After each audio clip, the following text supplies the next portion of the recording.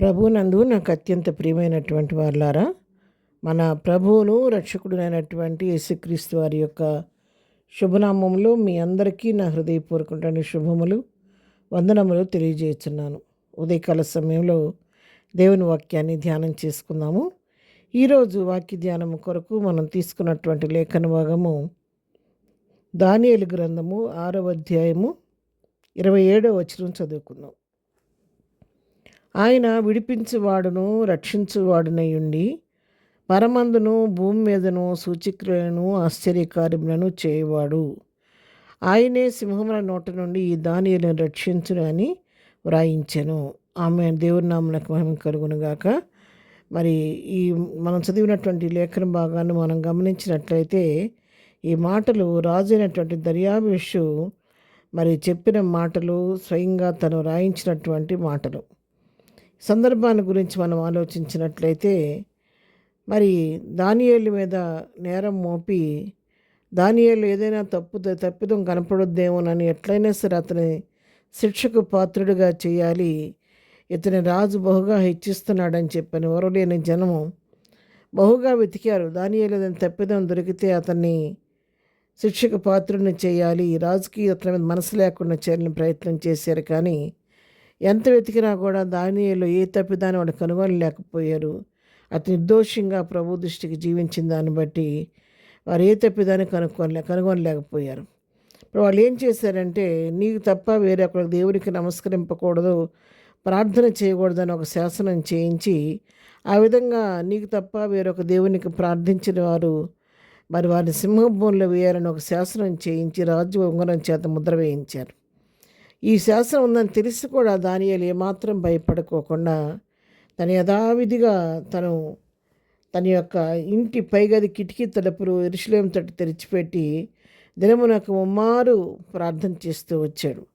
ఆ విధంగా దానియేలు ప్రార్థన చేస్తున్న సంగతిని వాళ్ళు గమనించి ఏ తప్పిదం కనబడలేదు కదా అని చెప్పని ఈ నేరం మోపి, ఇదిగో దానియేలు నీవు ఇచ్చిన ఆజ్ఞను అతిక్రమించి ఈ విధంగా తను ముమ్మారు ప్రార్థన చేస్తున్నది నేరం మోపి రాజు చేత మళ్ళీ మరొక శాసనం చేయించారు కదా, దాన్ని బట్టి అతని సింహాల భూమిలో వేయించేటట్టుగా ఏర్పాటు చేశారు.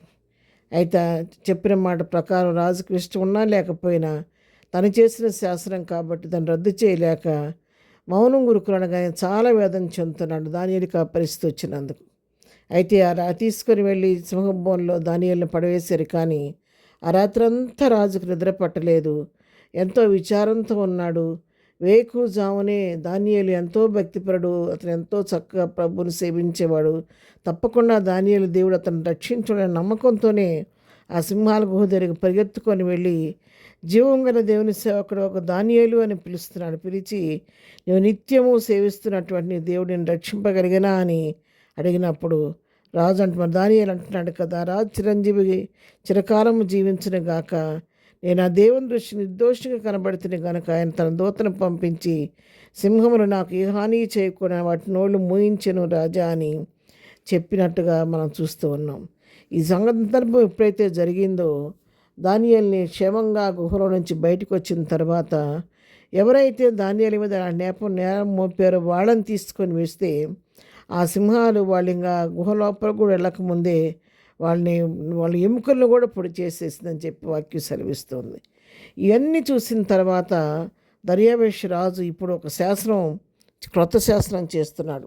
ముందు చేసిన శాసనాన్ని రద్దు చేసి క్రొత్త శాసనం చేసి మరి ఇక్కడ మాట్లాడుతున్నాడు. అప్పుడు రాజు దర్యావేషు లోకమంతటి నివసించిన సకల జనులకును రాష్ట్రములకును ఆయా భాషను మాట్లాడే వారికి ఎలాగూ రాయించను, మీకు క్షమాభివృద్ధి కలుగునుగాక అని మొదలుపెట్టి దేవుని యొక్క ఔన్నత్యాన్ని గురించి మాట్లాడుతూ ప్రభు యొక్క శక్తిని గురించి ఎన్నో విషయాలు తెలియజేస్తూ వచ్చి అంటున్నాడు కదా, ఆయనే జీవం గల దేవుడు, ఆయనే యుగములు ఉండేవాడు, ఆయన రాజ్యం నాశనం కానేరదు, ఆయన ఆధిపత్యం తుదముట్టనకుండాను, ఆయన విడిపించేవాడును రక్షించేవాడునై ఉండి పరమందును భూమి మీదను సూచక్రియను ఆశ్చర్యకార్యములను చేయవాడు, ఆయనే సింహం నోటి నుండి దానియేలును రక్షించనని వ్రాయించాను.